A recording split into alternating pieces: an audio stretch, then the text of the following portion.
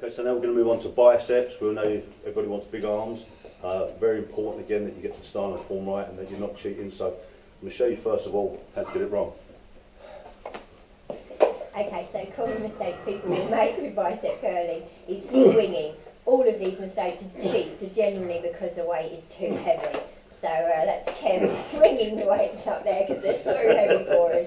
Excellent. Another thing that you do that as well, yeah, is people will thrust the hips forward too to try and get that additional lift of the weight. And they'll throw the hips into the action. The load is taken away from the bicep, but you're just using the rest of the body to swing yourself forward. Well demonstrated there as well. Also, the final thing with the grip, you'll notice that people, when they curve the bicep up, they will supinate far too quickly to try and reduce off the weight. So you see the hands coming round, but it's dropping out of motion way too quickly, again taking the load off the bicep. So it's supinated, but drops out really quickly, again because it's too heavy and you're not able to control the eccentric phase of the exercise.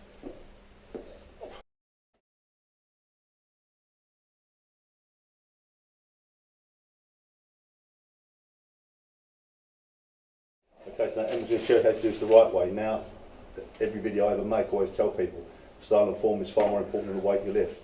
That's never more important than in this particular exercise. The amount of people that you see trying to do these too heavy, please just cut your way back and do it properly. Watch the way that Emma's doing this. Notice the way that she's turning it in, and then just turning it out. Just load the weight into the biceps, pump at the top, and then slowly back down.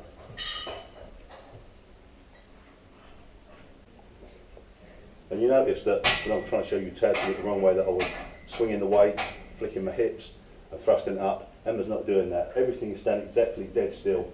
Perfect straight line, everything stays straight. The only things that are working are the arms here, the biceps.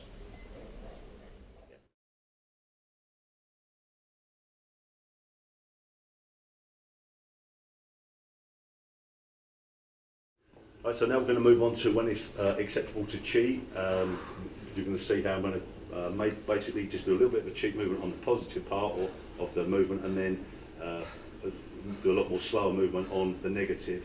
So by cheating on the positive, I get more out of the negative, but Emma will explain it better. You've got with Kev here, let's say he's coming to the end of his bicep set here.